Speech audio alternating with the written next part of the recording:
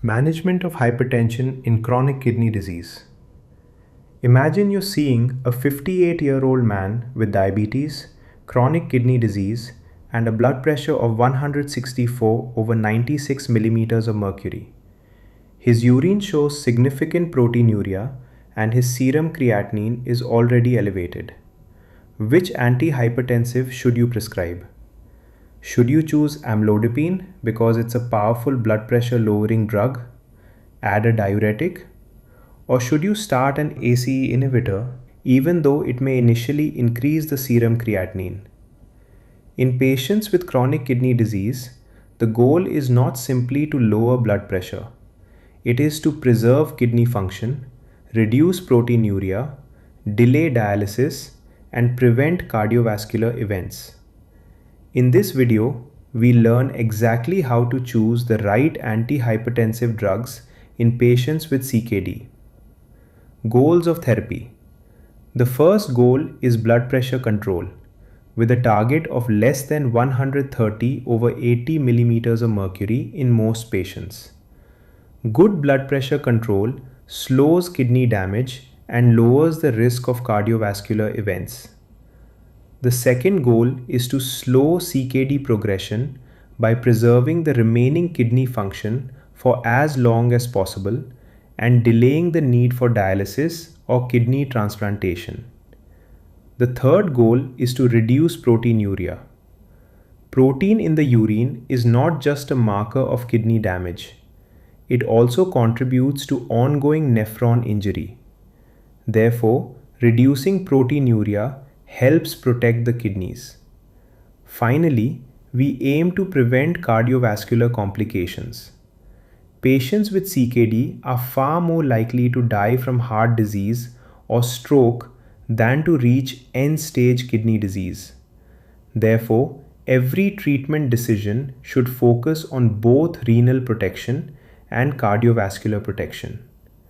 First-line drugs.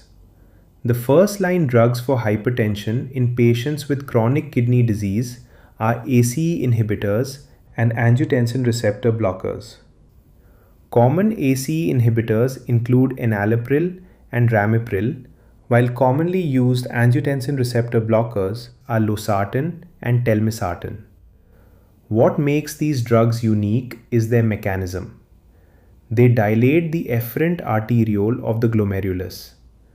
This reduces intraglomerular pressure, meaning the pressure inside the kidney's filtering units decreases.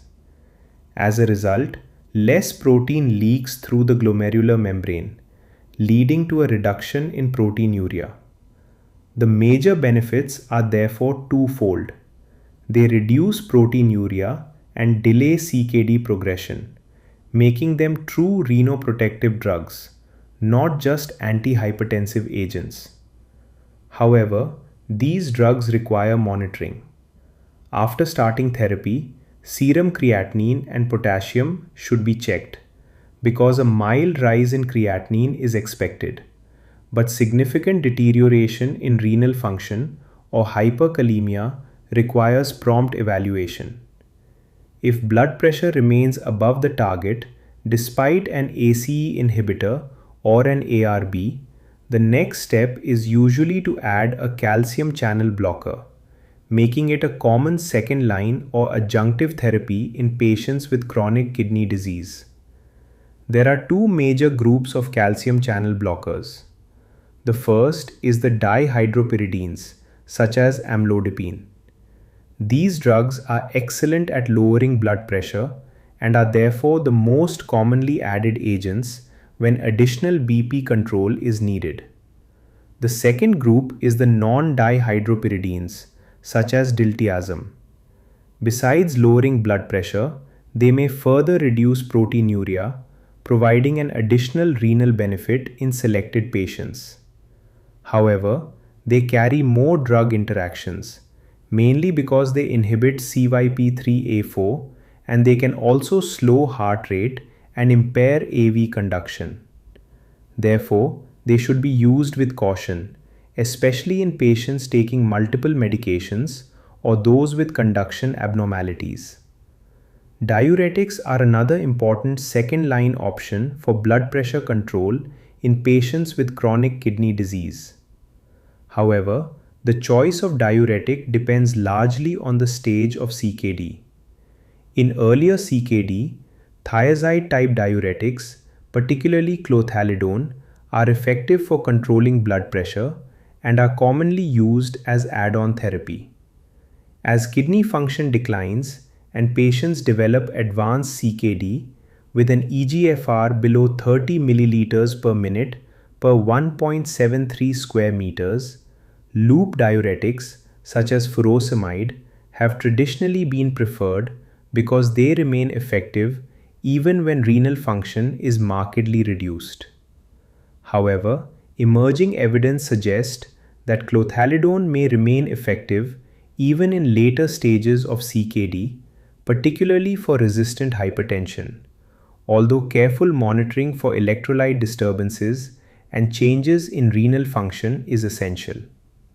Finally, remember that beta blockers are mainly indicated when there is coexisting ischemic heart disease, such as previous myocardial infarction or angina.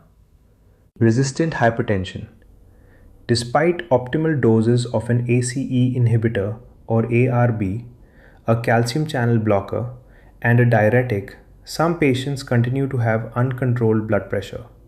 This is known as resistant hypertension. One of the most effective additional drugs is a mineralocorticoid receptor antagonist, particularly spironolactone.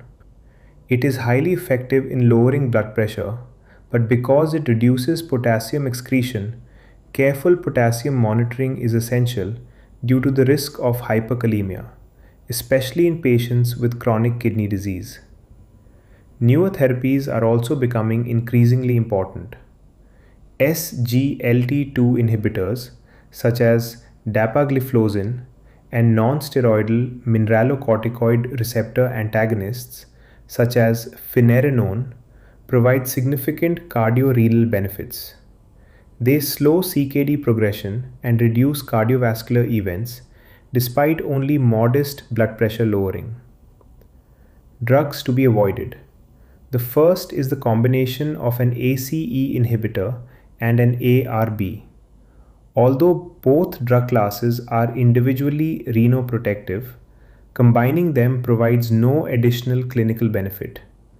Instead, dual blockade significantly increases the risk of renal failure and hyperkalemia. Therefore, ACE inhibitor and ARB combination therapy should be avoided. The second group is the non-steroidal anti-inflammatory drugs. They reduce renal blood flow, worsen kidney function, and should generally be avoided in patients with CKD. Monitoring essentials. First, monitor serum creatinine, especially after starting or increasing the dose of an ACE inhibitor or ARB. A small rise in creatinine may be expected, but a significant increase could indicate worsening renal function and requires evaluation.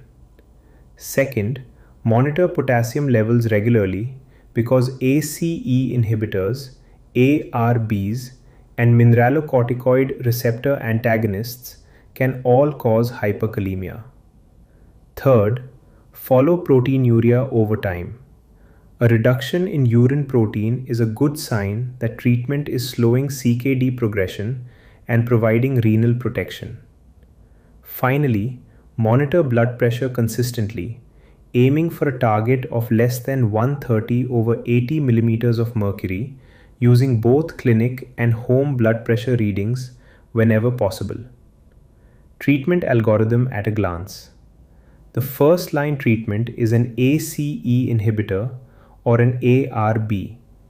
These drugs lower blood pressure, reduce proteinuria, slow CKD progression, and require monitoring of serum creatinine and potassium.